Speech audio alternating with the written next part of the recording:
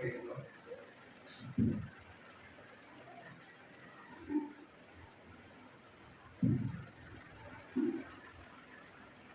సమయంలో టేబుల్ వర్తమానం పెట్టినాం. బలారాధన పెట్టే ముందు చిన్న కొద్దిసేపు ఒక 15 నిమిషాలు దేవుని వాక్యాన్ని ధ్యానించుకొని మనం ముందుకు వెళ్దాం. ఇప్పటివరకు మనం చూసింది దేవుని చేయి పట్టుకొని మనం ముందుకు సాగాలి. దేవుని చేయి విలువద్దు. అప్పుడు మన కష్టార్జిత దేవుడు మనల్ని మన కష్టార్జిత దీవించి మనం ఆస్వాదించే దేవుడు ఉన్నాడు. కాబట్టి దేవుని ఇప్పుడు మనం వెళ్ళకుండా ముందుకు పోదామని సందర్భంలో మనం చూసినాం. ఆ టేబుల్ వర్తమానం వెళ్ళే ముందు వాక్యభావం చదువుకుందాం. వాక్యభావం చూడండి. మత్తయి సువార్త, మార్కు సువార్త 1వ అధ్యాయం, మార్కు 1:35. మార్కు సువార్త 1వ అధ్యాయం 35వ వచనం. ఒకటే చదవండి.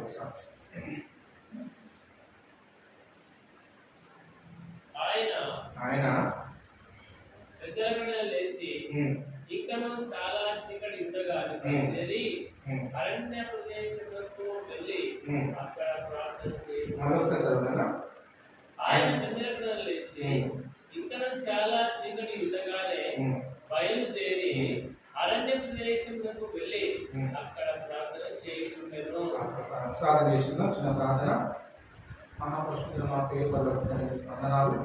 సమయం ముందు మరి వాక్యము మరి వాక్యం వెళ్తున్నాం. మరి పేరు వర్తమానం ప్రభావ మనకి సహాయం చేయాలి.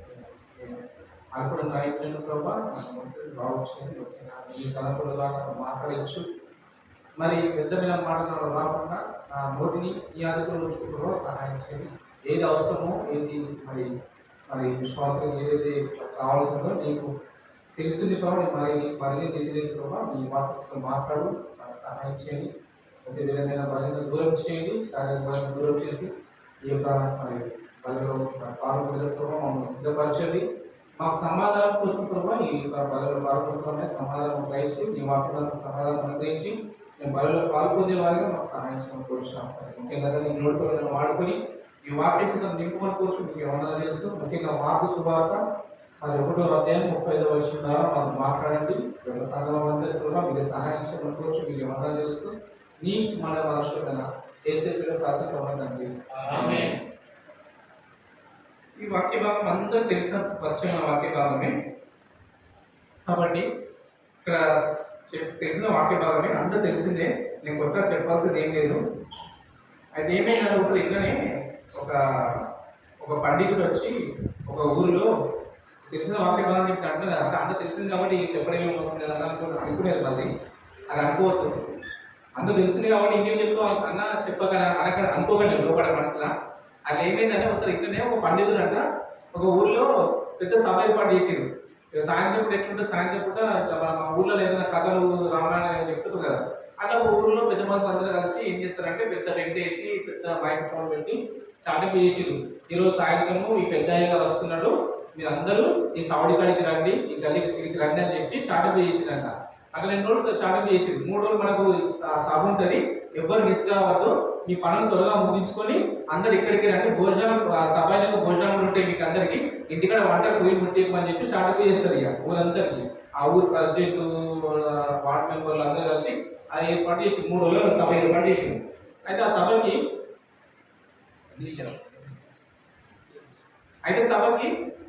ఆయన అందరు ఇక స్టేజ్ మీద అందరూ కూర్చున్నారు. ఇక ఊరి ప్రెసిడెంట్, ఊరి వార్డు మెంబర్లు, పెద్ద పెద్ద మనుషులు ఉంటారు, నాయకులు, ఊరి పదవులు, రకరకాల మనుషులు చూస్తున్నారు. ఇక ఆయన కూడా వచ్చే సమయం అయింది. ఎవరు బోధించడానికి వచ్చే అతిథి ఉంటాడు కదా, ఆయన కూడా వచ్చే సమయం అయింది, కొద్దిగా ఓపిక పడుతుందని చెప్పి చెప్పారు. అంతలోనే కార్ వచ్చేస్తుంది, ఆయన స్టేజ్ మీద ఎక్కుతారు. ఎక్కిన తర్వాత సార్ వచ్చారు, సార్ వెల్కమ్ అని చెప్పి అయ్యగారికి వెల్కమ్ చెప్తారు, కూర్చోబెట్టి ఏదో ఒక స్నాక్స్ ఇస్తారు. తర్వాత ఆయన ప్రసంగం ఇక ఆయనకు పిలుస్తారు. ఇంత దూరం మా కోసం వచ్చిన అయ్యగారికి నిండు వందనాలు, మీరు ఇప్పుడు ఈ సమయం అయ్యగారికి ఇస్తున్నాము, పెద్ద అయ్యగారికి ఇస్తున్నాము, మీరు వచ్చి మాకు చెప్పాలి అని అడుగుతున్నాడు. అంటే రామాయణము మహాభారతం ఏదో ఒక సంథింగ్ అంట. అయితే చెప్పండి ఏం చెప్తారంటే సరే అని చెప్పి ఆయన మైక్ ఇస్తారు. మైక్ ఇస్తే ఏం చేస్తారు, సరే మైక్ ఇక్కడికి వచ్చి అందరు బాగున్నారంటే బాగున్నాం అంటాడు. మీరు దేనికోసం వచ్చిందని అడుగుతారు. అంటే మీరు చెప్పే రామాయణం విందామని వచ్చినామయ్యా అని సమాధానం ఇస్తారు. సరే నేను ఒక ప్రశ్న అడుగుతా, నా సమాధానం చెప్తే నేను మీకు చెప్పేస్తా రామాయణం మీకు మీరు దేనికోసం వచ్చా చెప్తా అంటాడు. రామాయణం చెప్తాను అంటాడు. సరే చెప్పండి మీరు అడగండి మేము చెప్తాం సమాధానం అని చెప్పి అక్కడ ఉన్న కూర్చున్న వాళ్ళందరూ స్టేజ్ ఉన్న వాళ్ళందరూ సరే సరే అని చెప్పి చేయగలుగుతారు. అప్పుడు ఏమంటాడు ప్రశ్న ఏంటంటే, సరే మీరు ఎంతమందికి రామాయణం తెలుసు అని అడిగింది. మీలో ఎంతమందికి రామాయణం తెలుసు అని అంటే అంత దాదాపు తెలుసు అని అంటారు కదా ఉన్న జనాలందరూ. ఆయన ఏం చేస్తారు వీళ్ళందరూ తెలుసు అని అంటారు. అసలు చేయలేకపోతే ఎంతమంది తెలుసు చేయలేకపోతే అంటే అందరూ టక్కన చేయలేకపోతారు. నాకు తెలుసు మాకు తెలుసు అని చేయలేకపోతారు. ఉన్న వాళ్ళంతా వచ్చిన 5,000 మంది చేయలేకపోతారు మాకు రామాయణం తెలుసు అని చెప్పేసి. అప్పుడు ఈయన ఏమంటాడు, మీకేదో తెలియదు చెప్తామని నేను వచ్చిన, మీకు అంతా తెలుసు అంటే నేను ఏం చెప్పాలా అంటాడు. వచ్చిన అతిథి ఆ అయ్యగారు ఏమంటాడు, మీకేదో తెలియదు చెప్పడానికి నేను వచ్చిన, నేను అందరూ తెలుసు అని చెప్పి అంతా చేయలేకపోయారు కదా, నేను ఏం చెప్పాలని చెప్పేది ఏం లేదు అని చెప్పి స్టేజ్ దిగి వెళ్ళిపోతాడు. కారెక్కిస్తాడు. ఇక ఎవరు మాట్లాడినా ప్రజలు విషయం విన్నాడు, ఎమ్మెల్యే విషయం ఎవరు విన్నారు. అయిపోయింది ఇక ప్రసంగం అయిపోయింది వెళ్ళిపోతుంది ఫస్ట్ రోజు. ఇంత స్టేజ్ ఏర్పాటు చేసి ఇంత స్టార్టింగ్ చేసి ఇంతమంది జమ చేసి వంటలు చేసి అవి చేసిన ఇంత ప్రయాసపడి నేను ఒక్క మాటలోనే కింది దిగిపెట్టిన స్టేజ్ అని అందరూ ఆలోచిస్తారు. సరే అయిపోయింది సభ అయిపోయిందంటే వీళ్ళు ప్రజలు కూడా సభ అయిపోయింది భోజనం రెడీ కూడా తిని వెళ్ళిపోమని చెప్తారు. వీళ్ళందరూ డిస్కస్ చేసుకుంటారు. కానీ ఏంది ఇట్లా చేసి అయ్యారు ఇట్లా చేసి అని చెప్పి ఆ వచ్చిన జనాలు కూడా అదే ఆలోచన పడతారు. అది ఇట్లెందుకని చెప్పి ఇక ఫస్ట్ రోజు అయిపోయింది, మనం 3 రోజులు కదా, ఒక రోజు అయిపోయింది. ఇప్పుడు నెక్స్ట్ తెల్లారి మళ్ళీ సాయంత్రం సేమ్ స్టే చేసి అన్ని చేసిరు, అందరు రెడీ ఉన్నారు, ఆ జనాలు కూడా రెడీ ఉన్నారు. సేమ్ మళ్ళీ అయ్యగారికి ఈ సమయం ఇస్తుందని చెప్పి ఆయనకి ఇస్తారు ఈ సమయం. సేమ్ మా ఇక్కడ వస్తాడు. సరే నిన్న అడిగిన ప్రశ్న సమాధానం కట్టి చెప్పిండ్రు, మరి ఈ రోజు మళ్ళీ ప్రశ్న అడిగితే చెప్తారా అని అంటాడు. అంటే చెప్తామయ్యా అన్నాడు. ఏ ప్రశ్న అంటారంటే సేమ్ ప్రశ్న అడిగింది. మళ్ళీ సేమ్ ప్రశ్న, మీకు ఎంతమందికి రామాయణం తెలుసని అడిగింది. అరే నిన్న లేపుతేనేమో మీకు తెలుసు నేను చెప్పాలని అన్నాడు. ఇలా ఏం చేద్దాం మనం ఎవరు లేకపోతున్నా అని చెప్పి మాట్లాడుకున్నారు. ఇక ముందే పొద్దునే మా రాత్రి పోయేటప్పుడు మాట్లాడుకున్నారు. రేపు మనం ఏమన్నా అంటే ఈ క్వశ్చన్ వస్తే చేయలేకపోతా అనుకున్నారు. ఎవరైనా తెలుగులో కొత్త వచ్చిన 2 రోజులు కొత్త వస్తారు, తెలుగులో చేయలేకపోతారు. ఆ చేయలేకపోతే చేయబట్టి ముందేస్తారు పక్కలు, అది లేపక ముందేస్తారు పక్కలు కూడా. ఆయన ఎప్పుడు చేయలేపారు. ఇక ఎప్పుడు చేయలేకపోతే ఇప్పుడు ఈయన పరిస్థితి నేను చెప్పాలి కదా. ఈయన కూడా ఆలగడ చూశారు. మళ్ళీ ఈయన ఏమంటాడు, ఏమన్నా తెలుసుంటే చెప్తే లాభం, ఏం తెలియని వెరీ వాళ్ళకి ఏం చెప్పాలి నేను అంటాడు. మీకు ఏం తెలియదు, ఏం తెలియని వాళ్ళకి నేను చెప్తే ఏం లాభం, మీకు చెప్పడం వేస్ట్ మీకు అని చెప్పేసి స్టేజ్ దిగి వెళ్ళిపోతాడు. అది గిట్ల ఏంటండి మళ్ళా ఆలోచనలు పడ్డారు. ఇక అదే నేనేమో తెలిస్తే చేయలేకపోతే అది తెలుసుగా మీకేం చెప్పాలను, ఇలా చేయలేకపోతే ఈ బాధ పెట్టింది కదా. ఇక లాస్ట్ 3 రోజులు మిగిలింది కదా మనకి, రేపు చూసుకుందాం 5వ సరే చూసుకుందాం మన మంది వాళ్ళు ఫిక్స్ అవుతారు. ఫిక్స్ అయ్యి మళ్ళీ 3వ రోజు లాస్ట్ రోజు. ఇక లాస్ట్ రోజు సాయంత్రం మళ్ళీ సేమ్ 6-7 అయింది కూర్చున్నాక నేను రెడీ వచ్చిండు. ఇక వచ్చినప్పుడు మళ్ళీ అయ్యగారికి స్టేజ్ ఇస్తున్నాం, అయ్యగారు మీరు ప్రసంగించని చెప్పి ఆయనకి ఇస్తారు. ఇక మళ్ళీ సేమ్ ప్రశ్న అడిగింది, అదే ప్రశ్న అడుగుతున్నాడు. మళ్ళీ అదే ప్రశ్న, మీలో ఎంతమందికి రామాయణం తెలుస్తున్నాడు.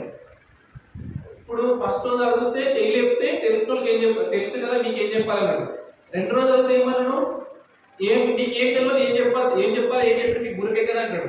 ఈరోజు ఏం చేసినట్టు మీకు ఫిక్స్ అయ్యారు. అరే మనం 5,000 మంది ఉన్నాం, 2,000 మంది చేయలేపాలా, 2,000 మంది చేయలేపారు అంటే సగం మంది చేయలేపాలా, సగం మంది చేయలేపదు అని ఫిక్స్ అయిపోతారు. ఇక ఫిక్స్ అయ్యి వాళ్ళు లైన్ కరెక్ట్ అట్లా కూర్చున్నారు. ఈ చేయలేపే గ్యాంగ్ ఒకటి, చేయలేపని గ్యాంగ్ ఒకటి, వాళ్ళు ఫిక్స్ అయ్యి అన్ని రెడీ అయిపోతారు. ఇక ఇప్పుడు సేమ్ క్వశ్చన్ అడిగింది, మళ్ళీ సేమ్ ఏం చేస్తారు మీరు, సగం మంది చేయలేపారు, సగం మంది చేయలేకపోలేదు అన్న బయట కరెక్ట్ ఒక్కసారి చెప్పక అన్నారు. అర్థమైంది అదే చెప్పింది. ఆయన ఇక్కడ ఏమంటాడంటే ఆయన అయ్యగారు ఏమంటాడు, ఇలా చేయలేపిన వాళ్ళు తెలిసిన వాళ్ళు, చేయలేపిన తెలియని వాళ్ళు, చేయలేపిన వాళ్ళు చెప్పండి అని చెప్తారు. సో అట్లా ఉండకుండా మనం నేను కూడా అనుకున్నాను కదా. ఇప్పుడు మీకు తెలిసిన దాంట్లో నేను దీపడి ఉంటాను చెప్తాను. నాకు కోసంగా దేవుడు ఇచ్చిన వాక్యం కూడా చెప్తాను. జస్ట్ మనకైనా రీఫ్రెష్ కావడానికి చెప్పిన, అట్లా జస్ట్ మైండ్ రీఫ్రెష్ కావడానికి చెప్పిన రైట్, ఓకేనా. సో మనం మాట్లాడుతున్నప్పుడు దేవుని వాక్యం ఎప్పుడు తెలిసినా ఇంకెన్నో మర్మాలు ఉంటాయి. నేను ఈ వాక్యం తీసుకున్నా, నాలాగే ఎంతో మంది తీసుకుంటారు. ఒక్కొక్క సేవకుడు తలంపులు ఒక్కొక్క రకంగా ఉంటాయి. దేవుడి ఇచ్చిన తలంపులు అవి వాళ్ళ సొంత తలంపులు, దేవుడి తలంపులు ఒక్కొక్క రకంగా ఉంటాయి. కాబట్టి ఎవరు చెప్పినా తెలిసినా మనం వినవలసిందే. దేవుని వాక్యం ఎన్నిసార్లు వినటం వలన మనకి ఏం కలుగుతుంది, విశ్వాసం కలుగుతుంది. అది దేవుని వాక్యం వినటం వల్ల లోక మాటలు కాదు, వినటం వల్ల విశ్వాసం కలుగుతుంది. దేవుని మాట విన్నప్పుడు నీకు నాకు విశ్వాసం కలుగుతుంది, ధైర్యం వస్తుంది. కాబట్టి ఇక్కడ చూసినట్లయితే మనం ఈ సందర్భాన్ని చూస్తే మార్కు సువార్త 1:37 దానికి ఇంకా కొంత అని చెప్తాను. ఇక్కడ సీమోను వాళ్ళ అత్త అనారోగ్యం పాలవుతుంది. యేసు ప్రభు ఆ తువ్వను వచ్చి ఆమె స్వస్థపరచడానికి వస్తాడు. ఆమె స్వస్థపరుస్తాడు. ఆమె స్వస్థపరిచిన తర్వాత ఒక ఇంటి ప్రవేశించినప్పుడు అనేక దయ్యం పట్టిన వాళ్ళు కూడా వస్తారు అక్కడికి. వాళ్ళు కూడా అనేక రోగులు దయ్యం అందరూ వస్తారు. వాళ్ళందరూ కూడా చేపెట్టి ప్రార్థన చేస్తారు. ఇంకోటి ఏంటి, ఆ దయ్యం పట్టిన వారికి మాట్లాడాడు యేసు ప్రభు ఇక్కడ. నువ్వు అంటే వాళ్ళకి తెలుసు ముందే నేను దేవుడు, మేము మా మాటలు ఏంటంటే చాలా చెప్తే ఈ సందర్భం ఉంటుంది. ఇక్కడ మనం మెయిన్గా తీసుకోవాల్సిన విషయం ఏంటంటే, ఆయన పెందలలో లేచి ఇంకనూ చాలా చీకటి ఉండగానే బయలుదేరి అరణ్య ప్రదేశానికి వెళ్ళి అక్కడ ప్రార్థన చేయించుండేను. ఇక్కడ అంత అలసిపోయిన ప్రయాణం చేసి అలసిపోయి ఉన్నాడు యేసు ప్రభు. అయినా కూడా తను మాత్రం చేసే ప్రార్థన దేవుడితో తన తండ్రితో ఉన్న సంబంధాన్ని మర్చిపోలేడు. ఇంత అలసిపోయిన శారీరకంగా అలసిపోయిన దేవుడు ఏం చేసి ఎంతో మంది దయ్యమంటలు తీసుకొచ్చారంట, స్వస్థపరిచిండు. సీమోను అత్తగా స్వస్థపరిచిండు. అక్కడ ఉన్న అనేక మంది గుసగుసలు ఆడుకుంటారు. ఈయన ఎవరు ఇంత శక్తి ఉంది దగ్గర గుసగుసలు ఆడుకుంటారంట. సో అంత పని ఉండి కూడా మనం కొంత పని చేయగానే కొంత గంట సేపు పని చేయడం కలిసిపోతుంది, రిలాక్స్ అవుతాం. కానీ యేసు ప్రభు మన శరీరం మనం ఏకున్నామో యేసు ప్రభు సమీపం అదే కదా, శరీరం వచ్చింది కదా, మానవుడిది కదా. కాబట్టి మనకి ఎంత అలసట ఉండదో యేసు ప్రభు అలసట ఉంటుంది. కానీ దేవుడి నెరవేర్చడానికి ఎంత పని ఉన్నా ప్రార్థన చేయడం మనవలేదు. పెద్దలు కూడా లేచిండట. ఇక్కడ వాక్యం చూస్తే పెద్దలు కూడా లేచిండు. పెద్దలు కూడా అంటే ఏంటి, మబ్బుల అంటే సూర్యుడు కాకముందే చీకటి సమయం ఉండగానే మనం ప్రార్థన చేస్తే దేవుడు మనకి ఆలకిస్తాడు. ఖచ్చితంగా మన జీవితంలో మనం కుటుంబ ప్రార్థన కలిగి ఉండాలి. ఖచ్చితంగా ఉదయం లేవగానే నేను రోజు 4 గంటలు ఇస్తాను, 4 నుంచి 6 గంటల దాకా ప్రార్థన చేస్తాను ప్రతిరోజు. అది ఏ రోజైనా కానీ, సండే 6 గంటలకు వాళ్ళ 7 గంటల 10 గంటల ఉన్నా సరే ఖచ్చితంగా ప్రతిరోజు అలసిపోయి వచ్చిన 12 రాత్రి 12 గంటలకు వచ్చినాం. అల్లిపురం పోయిన 11 వచ్చిన రాత్రి అల్లిపురం పోయి ప్రార్థన అక్కడ పరిచయం పోయి అల్లిపురం పోయి పొద్దున ఉపవాస ప్రార్థన, పొద్దున 11 నుంచి 3-4 దాకా మందిరంలో ఉపవాస ప్రార్థన. తర్వాత మళ్ళీ 6 గంటలకు మళ్ళీ వెళ్ళాము. ఎలిషన్న నేను మహిమదాస్ అన్న మళ్ళీ 11 బాబు వచ్చిన నైట్ అడుగు మళ్ళీ మొక్కల 4 o'clock లేవడమే అంతే. మనం బాగా రోజులు చేసిననుకోండి మీకు అలవాటు అయిపోతుంది. మనకు సాధ్యం అవుతుందా అనుకుంటాం కానీ సాధ్యం అవుతుంది. నువ్వు ఒక వారం 10 రోజులు అలారం పెట్టుకొని చేయండి. తర్వాత అలారం పెట్టడం అవసరం లేదు, ఇక ఆటోమేటిక్గా టైం వెళ్ళిపోతుంది మీకు. ఎప్పుడైతే నా హృదయంలో దేవుని వాక్యం ఉంటుందో, దేవుని భయభక్తి, దేవుని యొక్క భయం ఉంటుందో ఖచ్చితంగా దేవుడు నువ్వు లేపుతాడు. ప్రతి సమస్యలు ఉన్నాయి కానీ ఎప్పుడైతే పెద్దలుగా లేచి మనం ప్రార్థన చేస్తామో, ఇక్కడ యేసు ప్రభు కూడా చాలా మంది వెంబడించారు, తనను పరీక్షించడానికి చూసిరు. కానీ దేవుడు ఏం చేస్తున్నాడు, ఎవరు ఏమన్నా ఆయన ఎవరు మొరపెడుతున్నాడు, తన తండ్రి అయినా యెహోవా దేవుడు మొరపెడుతున్నాడు. కాబట్టి నీ నా జీవితం మనం ఎవరు మొరపెట్టాలి, ప్రభువా నేను పెద్దలుగా ఈ రోజు నేను పెద్దలుగా లేస్తాను, నీకు మొరపెడతాను. నా సమస్యలు ఎన్నో ఉన్నాయి, ఎన్నో ఉడదలుపు ఉన్నాయి. కానీ ఎవరికో చెప్పుకుంటే మన బాధలు పోవు, ప్రభుకి చెప్పుకోవాలి. కాబట్టి మనం ఖచ్చితంగా పెద్దలుగానే లేవాలి. మనం చాలా మందికి ఇప్పుడున్న జనరేషన్ వాళ్ళకి పెద్దలు కూడా కొన్ని విషయాలు తెలియదు. నడుము కట్టుకోవడం అంటే ఏమనుకుంటారు, నడుము కట్టుకోవడం అంటే ఏంటి, నడుము కట్టుకుంటారు, సీలు కట్టుకుంటారు, కుర్చీలు నడుము కొట్టుకొని అంటారు, నడుము కట్టుకుని అంటారు. పనిచేసే వాళ్ళకు మామూలుగా స్త్రీలు కట్టారు అన్నమాట. నడుము కట్టుకుని వంగి పని చేయడానికి ఇట్లా వాళ్ళకి అలస ఇట్లా అట్లా. ఇప్పుడు కట్టుకునే వాళ్ళు ఇవ్వలేదు. జస్ట్ ఏ పని ఉన్నా ఆన్లైన్ స్టార్ట్ అయిపోయింది. మనకు బట్టలు ఆన్లైన్, ఏమైనా వంట మనిషి కాకుండా బట్టలు వినడానికి కూడా అదే వచ్చాయి, మనకు మిషన్ వచ్చాయి, అన్నిటికీ మిషనే. అప్పుడు రోగుల పని మీద రోజులు ఇప్పుడు మిక్సీ అన్నిటికీ. అంటే మన జీవితాన్ని సుఖాన్ని అనుభవిస్తున్నాం మనం. అట్లా కాదు, దేవుడు ఏమంటున్నాడు, ఖచ్చితంగా మనం ఎప్పుడైతే పని చేస్తామో అంటే శరీరంగా బలం ఉండాలి. శారీరకంగా కూడా మనం పని చేస్తే నీకు తెలుసో తెలియదు. మేము సైకిల్ కొన్నాం, మహిమని మేము ఇద్దరం శారీరక పని చేస్తలేమని చెప్పి సైకిల్ కొన్నాం. చూసి అక్క చూసి సైకిల్ ఉన్నారు, చూసి అన్నవాళ్ళు కూడా. మహిమదాస్ అన్న మేము ఈ బండి మీద ప్రయాణం వల్ల అలసట వస్తలేదు, చెమట వస్తలేదు. చెమట రావాలంటే మనలో ఉన్న వేస్టేజ్ ఎట్లా పోతుందంటే సగం చెమట ద్వారా పోతుంది అన్న. నేను చదివినప్పుడు బుక్లో చదివితే సైన్స్ డాక్టర్ చెప్తే చెమట ద్వారా మనకున్న మలినాలన్నీ మనకున్న వేస్టేజ్ అంతా వెళ్ళిపోతుంది అన్న. 30%, 40%. దానివల్ల మనం బలంగా ఉంటామంట. సో మనం కూడా మన జీవితాలు ఎంత అలసలు ఉన్నా ఏమున్నా ఎవరు ప్రార్థన చేయాలి, యేసు దేవుడికి ప్రార్థన చేయాలి. ఎప్పుడు లేవాలి, పెద్దలు కదా అంటే సూర్యుడు రాకముందే పెద్దగా 4 గంటలకి 3 గంటలకి లేవాలి, లేచి ప్రార్థన చేసుకోవాలి. ప్రభు నా అంశాలు ఇవి ఉన్నాయి, నేను ఇవన్నీ మొరపెడుతున్నా, ఇది నెరవేర్చమని తండ్రి ప్రార్థన చేసి తండ్రి వినలేనా? ఎప్పుడైనా సిద్ధంగా ఉండదు దేవుడు. కానీ పెద్దగా లేస్తే మనకు మంచిది. పొద్దున లేచిన వాళ్ళకంట కొంతమంది సర్వే చేసిరట, 100 మందిని పొద్దున మొబ్బలు లేచిన వాళ్ళకి 100 మంది ఏదో 10 గంటలకు 10 గంటలకు 9 గంటలకు లేచిన వాళ్ళకి సర్వే చేస్తే యాక్టివ్ ఉన్న వాళ్ళు అంటే మొబ్బలు లేచిన వాళ్ళు యాక్టివ్ ఉన్నారట. పెద్దగా లేచిన వాళ్ళు యాక్టివ్, మా బాడీ అంతా యాక్టివ్ ఉందా వాళ్ళకి టెస్ట్ చేసారు. ఒక 2 నెలలు టెస్ట్ చేసిన సర్వే చేసిరట. 100 మందిలో ఎవరు యాక్టివ్ ఉన్నారు? పెద్దగా లేచిన వాళ్ళు యాక్టివ్ ఉన్నారు. 9-10 లేచిన వాళ్ళు రాత్రి 12 పడుతున్న వాళ్ళు యాక్టివ్ లేరట. కాబట్టి మన మైండ్ రిఫ్రెష్ మంచిగా ఉండాలంటే పొద్దుగా ఎర్లీ మార్నింగ్ చేసి ప్రార్థన చేసి దేవుని వాక్యం చదవండి. ఎంతో రిలాక్స్ అవుతుంది, మైండ్ అంతా రీఫ్రెష్ అయిపోతుంది. మనం లేవగానే ఏం చూస్తామంటే ఫస్ట్ ఫోన్ చూస్తాం, ఏం మెసేజ్ వచ్చింది, ఎవరు ఫోన్ చేసిండ్రో చూస్తాం. కానీ దేవుని వాక్యం చదవండి, దేవుడు ఖచ్చితంగా మనకు దీవెనలు ఇస్తాడు, దేవుడు ఖచ్చితంగా మనకు ఆశీర్వాదాలు ఇస్తాడు. కాబట్టి మన ప్రార్థన అవసరాలు ఏమున్నా సరే పెద్దగా లేచి ఇక్కడ యేసులో వీళ్ళ మొదలుపెట్టుకున్నాడో మనం కూడా అలాగే మొదలుపెట్టుకోవాలి. ప్రభుకు తెలుసు మన అవసరం ఏందో. ఇంకో విషయం చూద్దాం, ఇక్కడ ఇంకో సందర్భాన్ని చూస్తే ముందుకు వెళ్దాం. కొంచెం మత్తయి సువార్త మనం ఏం ప్రార్థన చేయాలి, దేవుడికి ఏం అడగాల, ఏం అడిగితే దేవుడు మంచిది అంటే అన్ని అడగడం కాదు, కొన్ని అడగకుండా ఉంటాయి, అన్ని అడగడానికి వీల్లేదు.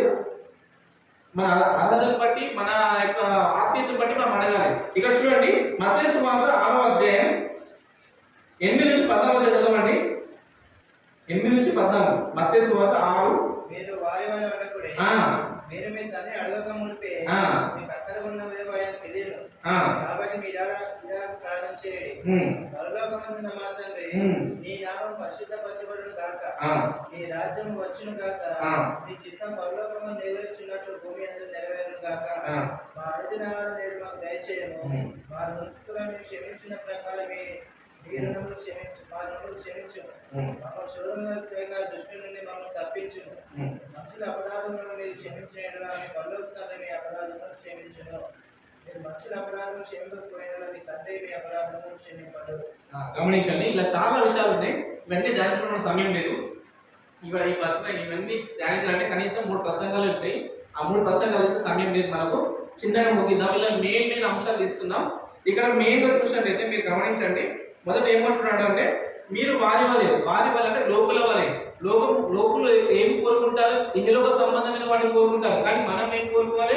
పరలోక సంబంధమైన కోరుకోవాలి. మన కోరికలు దేవుని మీద అడిగినప్పుడు ఇది మనకు మంచిగా కావా, లోకానుసారం కోరుకుంటే మనం శోధనలో పడిపోతాం. ఇక్కడ చూడండి ఏమంటున్నాడు, మీరు వారి వాళ్ళే ఉండకండి, మీరు మీ తండ్రిని అడగక మునిపే మీకు అక్కర ఉన్నాయి. మనకి ఏం అక్కర ఉందో నాకు ముందే తెలుసట. నాకు ఏదో బైక్ అవసరం ఉంది, బైక్ అవసరం ఉందో ముందే అట్లా ఏదో సందర్భాన్ని బట్టి అంటూ నేను ఇక్కడ ఏది అవసరం ఉందో అది అడగాలి. కానీ గొంతమ్మ కోరికలు అంటారు కదా, అలాంటివి కాదు. దేవుని ఉన్నప్పుడు మనం ఆత్మీయంగా మనం ఎదగడానికి ఏది అవసరం ఉంది మనకు ఆత్మీయంగా అడిగినాం అనుకోండి, లోకానుసారంగా దేవుడు ఇచ్చేస్తాడు. ఇక్కడ ఏం అక్కర్లంటే గమనించండి, మనకు అక్కర్లు ఏముండే లోకానుసారంగా దేవుడు ఇవ్వడానికి సిద్ధంగా ఉన్నాడు. కానీ మనం ఆత్మీయత కోణంలో ఆలోచించగలిగితే ఖచ్చితంగా దేవుడు మనకి ఇస్తాడు. ఒకసారి ఏమైందంటే అంటే ఒక వ్యక్తి కంట ఒక దేవుడు ఇట్లా తపస్సు చేస్తున్నాడు. తపస్సు చేస్తుంటే దేవుడు ప్రత్యక్షమై ఏం రా బాబు బాగా తపస్సు చేస్తున్నావు, నీకేం కావాలి, నీ కోరిక ఏందో అడిగిందట. అర్థమవుతుందా? నీ కోరిక ఏంది, నీకేం కావాలి అని అడిగితే ఈయన గొంతెమ్మ కోరికలు కోరింది. ఏం కోరిందంటే, దేవుడు కొన్ని కోరికలు నెరవేరిస్తే ఖచ్చితంగా నేను నమ్ముతా అంటాడు, ఆ దేవుడు నమ్ముతా అంటాడు. సరే ఏం కోరుకున్నావు అడుగు అంటే, నా దగ్గర ఎప్పుడు డబ్బులు బాగుండాలి, ఎప్పుడు చేతులు డబ్బులు ఎప్పుడు ఉండాలి, చేతిలో డబ్బులు అంటాడు. అవునా, సరే ఓకే గ్రాండెడ్ అంటాడు. సరే ఇస్తున్నా అంటాడు. ఆ తర్వాత ఏమంటాడు, నా చుట్టూ అమ్మాయిలు ఉండాలి, లేడీస్ ఉండాలి, నా చుట్టూ ఎక్కువ మంది లేడీస్ ఉండాలి, ఆడవాళ్ళు ఉండాలా, వాళ్ళు అట్లా లోపల యవనస్తుడు, నేను యవనస్తుడు అన్నాడు, పెళ్లి కాదు యవనస్తుడు. సరే కరెక్ట్ అడుగుతున్నావు అంటే, అవునయ్యా నేను కరెక్ట్ అడుగుతున్నా దేవుడా, నువ్వు నాకు ఈ నా చుట్టూ ఆడ ఉండాలని చెప్పి సరే అంటాడు. 2 కోరికలు కోరిందా? ఇంకోటి ఏదో అడుగుతారు, బాగా గుర్తుకొస్తుంది నాకు. 3 కోరికలు 3 కోరికలు గ్రాండ్ చేస్తారు. ఇప్పుడు 2 కోరికలు చెప్పినా కదా, దానికి కరెక్ట్. ఇంకోటి ఏదో కోరుతాడు, నాకు పెద్ద బండి అరే ఇప్పుడు గుర్తుకొచ్చింది, నాకు పెద్ద బండి కావాలి, ఎవరికి ఉన్న బండి నాకు కావాలంటాడు, బండి పెద్దది కావాలంటాడు, నాకు ఒక మంచి బండి పెద్దది ఇవ్వమంటాడు. సరే అని చెప్పి ఇది కూడా ఇస్తాడు అక్కడ. ఎన్ని కూడా అబ్బాయి 3 పోయాడు. కొన్ని రోజులు అయింది, కొన్ని నెలలు సంవత్సరాలు గడిచిపోయిన తర్వాత, సంవత్సరం 2 సంవత్సరాలు గడిచిపోయిన తర్వాత ఆయన కోరిక నెరవేరుతాయి. ఎట్లా నెరవేరుతాయి అంటే అప్పుడు దేవుడు ప్రత్యక్షం అవుతుంది. మళ్ళీ దేవుడా నీకు ఏమడిగినా నువ్వు ఏమి ఇస్తున్నావు అని చెప్పి మన దేవుడు చెప్పిస్తాడు. నీకు ఏమడిగినా నువ్వు నాకు 2 years కింద కలిసినావు, నేను 3 కోరికలు కోరినా, నువ్వు నాకు 3 కోరికలు ఏదో తెలిసినావు నాకు, నేను అడిగిన ఏంటి నువ్వేం చేసినావు అంటే, సరే బాబు నువ్వేమడిగినావు నాకు ఒకసారి గుర్తు అంటాడు. నేను డబ్బులు నా దగ్గర ఎప్పుడు డబ్బులు కోరినా. అవును కరెక్ట్ కోరినావు, నువ్వు కండక్టర్వి, టికెట్ కొడతావు, ఎప్పుడు డబ్బులు నీకు బ్యాగ్ ఉంటాయా? ఎప్పుడు డబ్బులు ఉంటాయి కదా బ్యాగ్లో, ఎప్పుడు ఉంటాయి కదా. నువ్వు కండక్టర్ అయినావు కదా, ఎప్పుడు ఉంటాయి. ఇప్పుడు బ్యాగ్ ఎప్పుడు నీ దగ్గరే ఉంటుంది, అవునా కదా, కండక్టర్ మీద. రైట్. ఇంకోటి ఏం కోరినావు? అమ్మాయిలు ఉండాలని చెప్పినావు. బస్సులో లేడీస్ ఎక్కువ ఉంటారు కదా, అమ్మాయిలు తీసుకుంటే అమ్మాయిలు ఉండాలా లేదా? ఇంకోటి ఏం కోరినావు? పెద్ద బండి అన్నావు, 6 చక్రాల బండి ఇచ్చిన, నీకు 6 టైర్ల బండి ఇచ్చిన, బస్సు, ఆర్టీసీ బస్సు. ఇంకేం నీ కోరిక తీరింది కదా అని అంటాడు. సో అర్థమైందా మీకు? మనం కూడా అలాంటి కోరికలు కాకుండా రవ్వ నీ చిత్తం అయితే నాకు ఇది దయచేయి, ఇది నాకు అనుకూలమైతే నేను దయచేయి అని చెప్పి కోరుకోవాలి. సో అదే విధంగా ఏదో చెప్పాను. సో ఇక్కడ గమనించండి, ఇక్కడ ఏమంటున్నాడు దేవుడు, ఏమంటున్నాడు, మీరు వారి వాళ్ళు ఉండకండి, అంటే ఆ లోపల వాళ్ళు ఉండకండి, ఆత్మీయమైన కోరికలు కోరుకోండి. ప్రభు అంటున్నాడు ఆత్మీయమైన కావాల్సిన కోరికలు కోరుకోండి, కానీ లోకానుసారమైన కోరుకోకండి. మీకు ఏమి కావాలో లోకంలో దేవుడు ఇవ్వడానికి సిద్ధంగా ఉన్నాడు, ఇస్తాడు కూడా. కొన్ని అడగకముందే వస్తాయి మనకు. ఇది అడుగుతుండో నాకు ఒక మాట మీరే ఉన్నారు, మీ కొడుకు ఏదో అవసరం స్కూల్కి వెళ్తున్నాడు, రోజు నడుచుకుంటూ పోతున్నాడు, 1/2 kilometer 2 kilometers నడుస్తుంది అనుకోండి, మీకు అంటే కదా అదే నా కొడుకు రోజు నడుచుకుంటూ వస్తుంది, కాలు వస్తాయి, ఏమవుతుంది, మీరే బాబు తెలియక అడగకముందే మీరు ఇస్తారు కొన్ని కోరికలు కదా.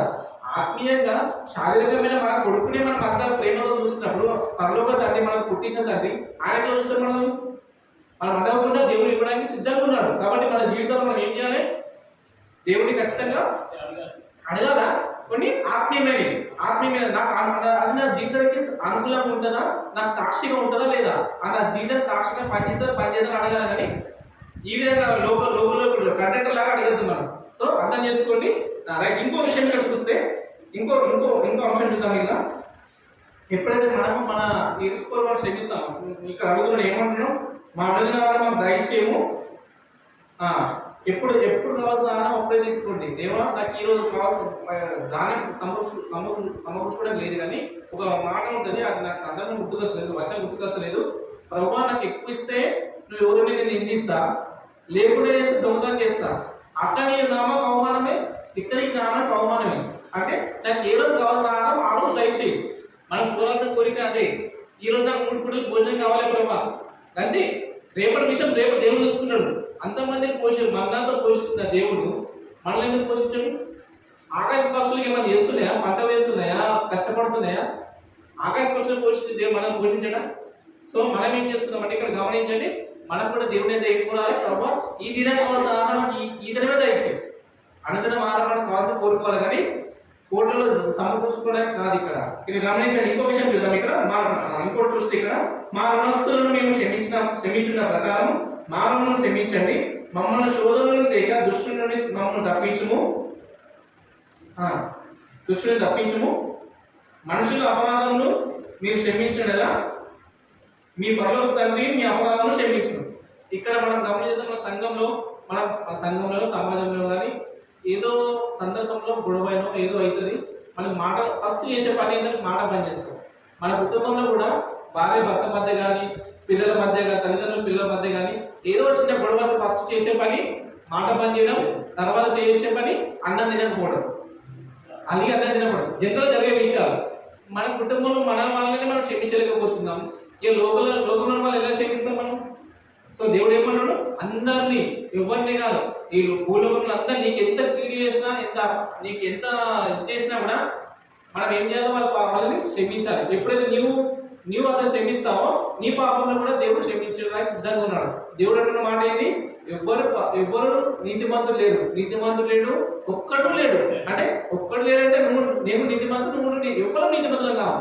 మన ఎవ్వరు కూడా ప్రతి ఒక్కరు ఏదో తప్పిదంలో ఉన్న వాళ్ళమే. కాబట్టి ఇక్కడ ఏమన్నాడు, ఆయన నేనేం చెప్పాలి, ఆయన నన్ను తిట్టిండు, నన్ను చేసిండు, నేను క్షమిస్తా అని అనొచ్చు. అందుకని దేవుడు మనం ఈ దినం మనం బల చూపిస్తున్నాం కాబట్టి సమాధాన పడదాం. ప్రభువా ఈ నెలలో తప్పుదని చేసిన క్షమించండి, సమాధాన పడుతున్నా. బలలో పాల్గొనే ముందు సమాధానం లేకుండా పాల్గొంటే అది మనకు దీవెన కాదు, అది మనకు ఆశీర్వాదం కాదు. కాబట్టి ఖచ్చితంగా మన పాపాలు ఎలా క్షమించాలో నువ్వు కోరుతున్నావో, నీ పాపాలు క్షమించాలని ఎలా కోరుతున్నావో ఇతరులను కూడా క్షమించే వారిగా ఉండాలి. నీ కీడు చేసినప్పటికీ కూడా నువ్వు మేలు దేవుడు ఏమన్నాడు, నీ కీడు తలపెట్టినా వారికి మేలు చేయమన్నాడు, కానీ కీడు చేయమని చెప్తలేదు కదా. కీడు కీడు కీడు కీడు తీసుకోవాలి కానీ మేలు చేయాలి. మనం క్రైస్తవ బిడ్డలు ఉన్న మనము కీడును అనుభవించాలా, మేలు చూపించాలా. మనం ఎప్పుడైతే ఆ విధంగా ఉంటామో మనం ఖచ్చితంగా దేవుని యొక్క దీవెనలు పొందుకుంటాం. సో ఇక్కడ ఇంకో మాట గమనించి ముందుకు వెళ్దాం మనము. కానీ ఎంతసేపు ప్రార్థన చేస్తున్నాం మనం ఇక్కడ ప్రతిదినం. మీరు గమనించండి, దశమ భాగం అంటే సరే పక్కన పెడదాం, ఆర్థికమైన భాగం పక్కన పెడదాం. రోజు క్రిమినల్ అనేది మన సమయం ఉంటుంది. దశమ భాగం ఎంత అవుతుంది అందులో? దశమ భాగం ఎంతది? 2 అటు ఇటు సుమారుగా 2.5 గంటలు అవుతుంది. ప్రతిదినం ప్రార్థిస్తున్నామా? దేవుని రక్షింపబడ్డ ఒక్కసారి మీరు రక్షింపబడి మాంసం పొందిన తర్వాత ఇప్పటి వరకు సరే మీకు 10 సంవత్సరాలు అయిందా, 5 సంవత్సరాలు, కనీసం రోజుకి 2 గంటలు కేటాయిస్తున్నారా? దశమ ఇస్తున్నారు, దశమ భాగంలో ప్రార్థన ఇస్తున్నారు దేవునికి. దశమ టైం ఇస్తున్నారు అంటున్నా, అది 10% టైం ఇస్తున్నారా దేవునికి రోజులో? సో దేవుడు అంటే నేను ఏమంటున్నాను ఇక్కడ, నీవు దశమ భాగం అంటే ఇక్కడ టైం ఆర్థికమైన విషయం మాట్లాడలేదు కానీ సమయం మాట్లాడుతున్నాను. దేవుడితో ఎంత సమయం గడుపుతున్నాం, లోకంతో ఎంత సమయం గడుపుతాం, ఫోన్తో ఎంత సమయం గడుపుతాం, టీవీతో సమయం ఎంత గడుపుతున్నాం. గమనించండి, ఉద్యోగమే ఎంటర్టైన్మెంట్ ఇంకా దేవుడికి సమయం ఎంత ఉంది మన జీవితంలో.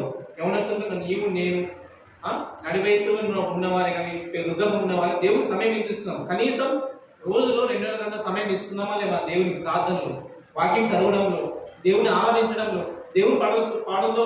ఇప్పుడు ఆదివారం ఒకటే పాడుతున్నామా, ఇంటికాడ కూడా పాడుతున్నామా? పాడుతున్నారా ఇంటికాడ? దేవుని ఆరాధిస్తున్నారా? వాక్యం చదువుతున్నారా? మీరు పరీక్షించుకోండి. దేవుని సండే క్రైస్తవులుగా ఉండద్దు, ఆదివారం క్రైస్తవులు ఉంటే మనకు ఆ దీవెనలు రావు, ఆశీర్వాదాలు రావు. నీవు నేను ఖచ్చితంగా అనుదినం ప్రతినిత్యం అనుక్షణం క్రైస్తవుడిగా ఉండాలి. నీవు నేను క్రీస్తులతో కనపడ మనము క్రైస్తవులు ఉండాలి, క్రైస్తవులు జీవించాలా. ఇతరుల పాపం క్షమించేవారు, ఇతరుల పాపం క్షమించేవారికి మనం ఉండాలి. దేవుని ఏదో ప్రార్థన చేసేవారికి ఉండాలి. అర్థమైందా? మోషే ఎలా ప్రార్థించిండు? మోషే వాళ్ళ ప్రార్థన మన దగ్గర ఉందా? లేదు. గమనించండి, ప్రార్థన చేద్దాం. దేవుని ఈ క్షణం నుంచి, ఈ రోజు నుంచి ప్రార్థన చేద్దాం. ప్రభా ఇంతవరకు ప్రభావ నేను దశమ టైం నీకు ఇవ్వలేకపోయినా ఈ దినం నుంచి నేను నిర్ణయించుకుంటున్నా, నాకు సహాయం దయచేయి. ఇలాంటి ఆత్మీయమైన కోరికలు కోరితే దేవుడు తప్పకుండా మన భౌతికమైన కోరికలు నెరవేరుస్తాడు. నువ్వు అడగకుండా ఆత్మీయంగా ఎప్పుడైతే ఎదుగుతావో, ఆత్మీయమైన కోరికలు ఎప్పుడు కోరుకుంటావో భౌతిక దీవెనలు దేవుడు ఆటోమేటిక్ ఇస్తాడు. ఏవైతే అక్కడ అవసరం ఉన్నాయో మనకు అవి ఆటోమేటిక్ ఇస్తాడు. సో తప్పకుండా మన జీవితంలో ఏం చేయాలి? ఫస్ట్ దేవునికి ప్రార్థన చేసేవారిగా, దేవునికి సమయం ఇచ్చేవారిగా ఫస్ట్ పెద్దలు లేవాలా. సెకండ్, రోజుకి ఎంత సమయం ఇవ్వాలి దేవునికి? 2.5 గంటలు మినిమం. అటు 2.5 గంటలు అటు ఇటు ఇవ్వండి. ప్రార్థన చేయండి, వాక్యం చదవండి, పాటలు పాడండి. పాటలు కూడా పాడండి ఇంట్లో. సమయం ఉన్నప్పుడు కుటుంబ సభ్యులు కూర్చోబెట్టి సాయంత్రం మీకు ఎప్పుడు టైం ఉంటుందో, సాయంత్రం 6 గంటలకా 7 గంటలకా, లేదా పొద్దున వీలేదు, పొద్దున వంట మా పిల్లలు స్కూల్ మమ్మల్ని ఆగనే ఉంటుంది. లేవగానే మొత్తం యుద్ధం ఉంటుంది మనకు. రైలు బండి లక్ష్యం కూడా వస్తుంది మనకు కాదు, కానీ పొద్దున కుదరదు. కానీ సాయంత్రం వచ్చిన తర్వాత రిలాక్స్ అయినప్పుడు మీరు తిని పడుకుంటే కూడా తినక ముందా ప్రార్థన చేసుకోండి. కుటుంబ ప్రార్థన. రెండు పాటలు, ఒక పాటలు 2 పాటలు పాడండి. ఒక భాగం చదవండి, ఒక వాక్య భాగం చదవండి, ఒక అధ్యాయం అన్నా కలిసి చదువుకోండి. చదివి ప్రార్థన చేసిన ప్రభా, ఇప్పుడు మేము పాటలు పాడుకున్నాం, వాక్యం చదువుకున్నాం ప్రభా, ఈ వాక్యం ద్వారా మమ్మల్ని దీవించండి, మా అవసరాలు ఇవ్వండి. మీరు అప్పుడు అడగండి, ఖచ్చితంగా దేవుడు నెరవేర్చారు. ఖచ్చితంగా చెప్తున్నా, ఇది మీరు చేయండి, ఒక 10 రోజులు చేయండి, మీకు అలవాటు అయిపోతుంది. పొద్దున్న లేవడం, మార్నింగ్ లేచి, సరే పిల్లలు లేవలేకపోతారు, మీరు 1 గంట ముందు, రోజు లేచిన దగ్గర 1 గంట ముందు లేవండి. పెద్దలు 1 గంట ముందు లేవండి. మీ కుటుంబం కోసం మీరు ప్రార్థన చేయండి. ఎవరి కోసం కాదు, ఫస్ట్ మీ కుటుంబం మీరు ప్రార్థన చేయండి, మీ సంఘం కోసం ప్రార్థన చేయండి. తప్పకుండా దేవుడు నెరవేరుస్తాడు. మీకు ఏమంటే అవసరం ఉంటే మీ సంఘానికైనా మీ కుటుంబానికి ఏ అవసరం ఉందో ఖచ్చితంగా దేవుడు నెరవేరుస్తాడు. కాబట్టి సమయం ఫస్ట్ పెద్దగా లేచే సమయం ఇవ్వండి. తర్వాత కుటుంబంతో గడపండి. కుటుంబంతో ఏ విధంగా ఉంటారు? టీవీ చూసుకుంటారా? టీవీ చూసుకుంటే గడుపుతారా? ఎట్లా గడుపుతారు? కలిసి టీవీ చూస్తారా? కలిసి ప్రార్థన చేసుకుంటారా? కలిసి టీవీ చూడటము, కలిసి సీరియల్ చూడడం కాదు, కలిసి ప్రార్థన చేయండి, కలిసి వాక్యం చదవండి, కలిసి పాటలు పాడండి. అప్పుడు దేవుడు ఖచ్చితంగా మీ కుటుంబాలు దీవెనలు వస్తాయి. సరే ముందుకు వెళ్దాం, ఇంకొంచెం ముందుకు వెళ్దాం. అయితే ఒకసారి ఇట్లనే ఏమైందంటే ఒకసారి ఇట్లనే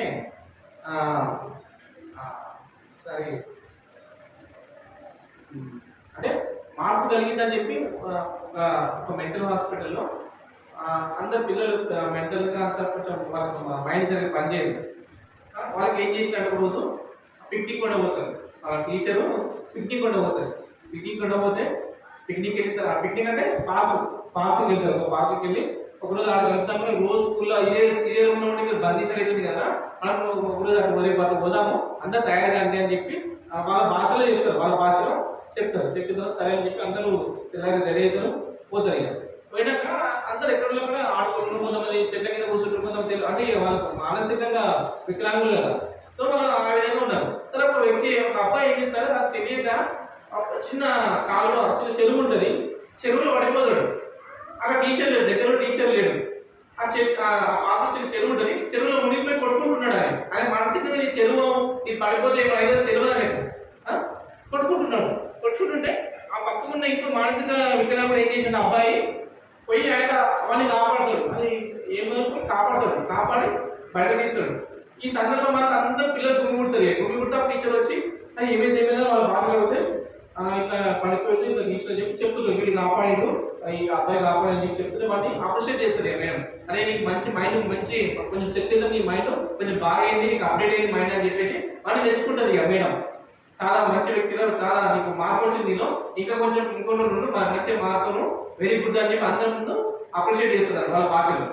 సరే అట్లా అయిపోయిందా, ఒక గంట తర్వాత అదే వ్యక్తి కాపాడబడ్డ వ్యక్తి పక్కన చెట్టు మీద ఊరేసుకుని ఉంటాడు. కాపాడబడ్డ వ్యక్తి ఉంటాడు కదా, నీళ్ళలో పడిన కాపాడబడ్డ వ్యక్తి బతికిన వ్యక్తి ఒక చెట్టు కూడా ఊరేసుకొని ఉండిపోతాడు. అయితే అందరూ కూడా అక్కడ వచ్చి గుమిగూడతారు. చనిపోయాడు అప్పటికి గుమిగూడుతూ ఈ అబ్బాయి మేడం కూడా చూస్తారు, అయ్యో వీడు గిట్లయిపోయి ఆలోచిస్తుంటే అప్పుడే కాపాడే అబ్బాయి వస్తాడు. వచ్చేసి అప్పుడు మేడం అంటుంటుంది, అరే చూడరా నువ్వు పొద్దున కాపాడావు వాడిని, చనిపోయింది కాబట్టి మంచి పొద్దున కాపాడు మంచిగా నేను మెచ్చుకున్నా, ఇంత ఇట్లా అయిపోయిందంటే వీడేమో ఎత్తిపోకుంటున్నాడు. ఇంకా ఎవరు కాపాడాలని ఎత్తిపోకుంటున్నాడు. కానీ ఏమైందిరా ఇట్లా ఎత్తిపోకుండా ఏం చేసినావు అంటే ఏమైందిరా అంటే ఏం లేదు మేడం, పొద్దున వాడు నీళ్ళలో పడ్డాడు, చచ్చిపోయింది, బాగా పచ్చి లేపిండి కదా, నేను ఆగేసిన మేడం అంటాడు. అర్థమైందా? ఆ చేసింది ఈ పిల్లోడే, కాపాడే పిల్లోడే. అర్థమైంది? ఆగేసినట మన బట్టలు మొత్తం తడిచిపోయిన, బాడీ మొత్తం తడిచిపోయింది చెప్పి నేనే ఇంతకుముందు చూసి ఆగేసిన మేడం అని చెప్తారట. అంటే మనం ఇప్పుడు ఏమనుకోవాలి, మేడం ఇక మీకు పిచ్చి బుద్ధిదా, పిచ్చి ఎక్కువైపోయిందా మీకు. సో ఆ విధంగా వెళ్ళకుండా మనం జస్ట్ ఇంకో వచ్చాం కదా ముందు దేవుడికి ఎలా ప్రార్థన చేయాలి మనం ఇక్కడ, దేవుడికి ఎలా ప్రార్థన చేయాలి, రోజుకి ఎంత సమయం ఇవ్వాలి ప్రార్థనకి? 2.5 గంటలు 3 అంతే ఫిక్స్ పెట్టుకోకండి. మళ్ళా సంతోషంగా 2.5 గంటలు చెప్పింది కాబట్టి 2.5 గంటలను పెట్టుకోండి, ఎక్కువ చేసినా తప్పేం లేదు. సరేనా? నెక్స్ట్ ఇంకో వచనం చూద్దాం ఇక్కడ, సామెతల గ్రంథం 22:4 వచనం. సామెతల గ్రంథం 22:4 వచనం. సామెతలు 22:4 వచనం.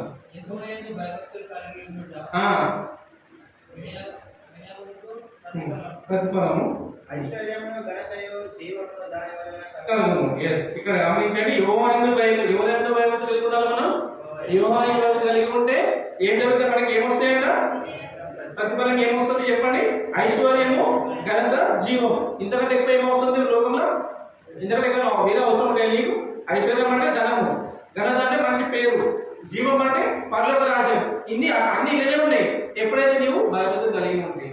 నీవు నేను ఎప్పుడు భయభక్తులు కలిగి ఉంటామో, ఎప్పుడైతే ప్రార్థన చేస్తామో, దేవుడు మొరపెట్టుకుంటామో, ప్రతి దినం వాక్యం చదువుతామో, ప్రతి దినం దేవుని ఆరాధిస్తామో, ప్రతి సమయంలో దేవుడితో ఉంటామో, దేవుడు ఖచ్చితంగా ఈ దీవెనలు ఇవ్వడానికి సిద్ధంగా ఉన్నాడు. దాన్ని తీసుకోవడం మనమే రెడీగా లేము. సో ఈ 3 దీవెనలు పొందాలంటే దాని కూడా చదువు ఏంటి? భయభక్తులు కలిగి ఉండాలి. దేవుని ఎందుకు మనం భయభక్తులు కలిగి ఉంటే, దేవుని ప్రార్థన చేస్తే.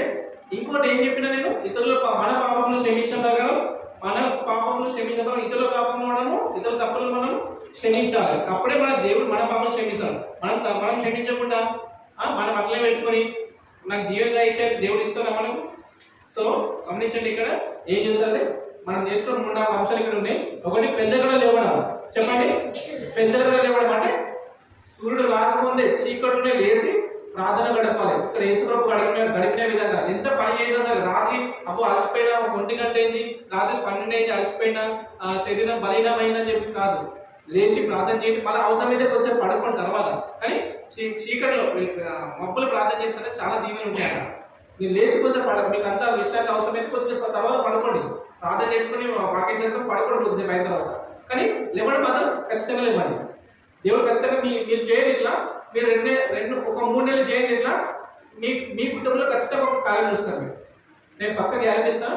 3 నెలలు ఖచ్చితంగా చేయండి. 3 నెలల్లో ఏదో ఒక కార్యం మీ కుటుంబంలో ఏదైతే నీకు కలిగి ఉన్నావో, నీ బాధ వేదన, నీకు ఏదైతే అవసరం ఉందో నీ జీవితంలో ఖచ్చితంగా దేవుడు ఇస్తాడు. ఒక 3 నెలలు 4 నెలలు ఖచ్చితంగా చేయండి. ఖచ్చితంగా మీకు సమాధానం వస్తుంది. అవును, మేము ఈ ప్రార్థన గడపడం వల్ల దేవునికి సమాధానం ఇచ్చడం మీకు తెలుస్తుంది. సో మనం చేయాల్సింది పెద్దగా ఇవ్వడము. ఇంకోటి, మన పాపంలో క్షమించిన ప్రకారం మన దేవుడు మన పాపం క్షమించిన ప్రకారం మనం ఎవరి పాపం క్షమించాలా? మన ఇతరుల పాపం క్షమించాలి. 2. ఇంకోటి ఏమో ఆయన భయభక్తులు కలిగి ఉండాలి. ఎప్పుడు నీవు నేను భయభక్తులు కలిగి ఉంటా, మనకి ఏం కావాలి? ఐశ్వర్యము, ఘనత, జీవం. ఈ 3 ఉంటే చాలు. ఈ 3 కావాలంటే ఈ పైన 3 మనం చేయాలి. భయభక్తులు కలిగి ఉండాలా, పెద్దలు లేచి వాక్యం ధ్యానించాలా, ప్లస్ మన పాపం దేవుడు క్షమించడం, ఇతరుల పాపం మనం క్షమిస్తే ఖచ్చితంగా దేవుడు మనకి ఇవ్వడానికి సిద్ధంగా ఉన్నాడు. సమయం గడపాలి ప్రార్థనలో, కనీసం 2.5 గంటలు సమయం గడిపి దేవుడు ఖచ్చితంగా మనకి ఆ దేవుని అందజేస్తాడు. కాబట్టి నేను నా జీవితం ఇప్పుడు మన బలేదో వస్తున్నాం కాబట్టి పరీక్షించుకుందాం. ఇక్కడ నుంచి అయినా మేము బలేదో వస్తున్నాం, సమాధాన పడే వారిగా ఇతరులతో సమాధాన పడి మా కుటుంబాన్ని ముందు నడిపే వారికి మనం ఉంటామని ప్రార్థన చేసుకుందాం. ఉండపాటలను మోకరించండి.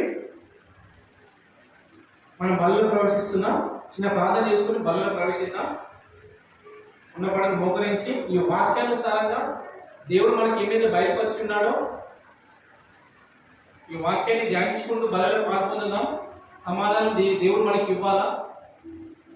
మనం ప్రభు ఎదురు వస్తున్నాం, ప్రభు బల ఎదురు వస్తున్నాం కాబట్టి ప్రభువా నన్ను క్షమించు, ఇంతకాలం మరి ప్రార్థనలో మీకు సమయం ఇవ్వక లోకానుసార జీవించాలని దేవుడి క్షమాపణ కోరుతూ బలలో పాల్పొందుతాం. అలాగే భయభక్తులు కలిగి ఉండాలి. ప్రభు ఎంతో ఏం కలిగి ఉన్నా భయభక్తులు కలిగి ఉండాలి. ప్రభువా మీ ఎందుకు మేము భయభక్తులు కలిగి ఉండాలా, మాకు నేర్పించండి. సరే, గతంలో మాకు ప్రార్థనలో వెనుకబడిపోయినా, గతంలో మరి వాక్యానుసారం లేకుండా ఉన్నామయ్యా. మరి ఈ సమయంలో ఈ క్షణం నుంచి ఈ దినం నుంచి ప్రభువా మా కుటుంబంతో మేము ప్రార్థన చేస్తాం, మా కుటుంబంతో కలిసి మేము ప్రార్థన చేస్తాం, వాక్యం చదువుతాం, ఆడలేస్తాం, మీ పాటలు పాడతామని నిర్ణయించుకోండి. ఈ బలైన కోసం మనం పరీక్షించుకుంటూ ఈ నిర్ణయాలు తీసుకుందాం. దేవుడు ఖచ్చితంగా మీ కుటుంబానికి కావాల్సిన దీవెనలు మేము అడగకముందే మీకు ఇస్తాడు. మీ అక్కలు ఏవైతే ఉన్నాయో అక్కడ అడగకముందే దేవుడు ఇవ్వడానికి సిద్ధంగా ఉన్నాడు. కాబట్టి నా జీవితం ఖచ్చితంగా దేవుడిగా పరీక్షించుకొని ముందుకు సాగుదాం. ప్రార్థన చేసుకుందాం. ప్రభా మా దేవ మీకు వందనాలు. మరి సమయం అందు ప్రభా మరి మీ వాక్యంతో మాకు మాట్లాడినాం, ముందుకు సహాయం చేయించినాం. మరి నాయన మా జీవితాల్లో ప్రభా మరి మేము ఏవైతే కలిగి ఉండాలో, ఏవైతే మరి ముందుకు సాగాలో, మా జీవితాల్లో ఏవైతే మాకు అక్కరవసతులు ఉన్నాయో అక్కల అవసరాలు ప్రభావ లోకానుసారం మీరు అనుగ్రహిస్తారు. ఎప్పుడైతే మేము భయభక్తులు కలిగి ఉంటామో, ఎప్పుడైతే మేము ప్రార్థన చేస్తామో, ఎప్పుడైతే మా పాపంలో మా యొక్క సహోదరుల పాపంలో మా సహోదర తప్పిదాలను క్షమిస్తామో, మా పాపం మీరు క్షమిస్తారు, మాకు దీవెనలు ఇస్తారు ప్రభావ అని ప్రార్థిస్తామయ్యా. నీకు వందనాలు.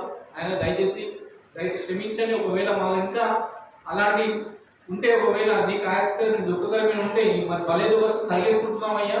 ప్రభావ మమ్మల్ని క్షమించి వాడికి సరిచేయమని, మా కుటుంబంలో మా యొక్క జీవితాలు సరిచేసి ఈ బలలో పాల్పొందే విధంగా మమ్మల్ని దీవింప చేయమని కోర్చి మీకు వందనాలు తెలుస్తున్నాం. యేసయ్యా నీకు వందనాలకు స్తోత్రాలు. మరి ముఖ్యంగా దాన్ని ఎవరైతే మేము బలహీనంగా ఉన్నామని మమ్మల్ని బలపరచండి, మరి మీరు సహాయం చేయమని కోర్చి మీకు వందనాలు చేస్తూ నీకు మరి అవసరమైన యేసయ్య నామమున ప్రార్థిస్తున్నామండి. ఆమేన్. అట్లనే ప్రార్థన ఉందా? బలలో పాల్పొందుకుందాం.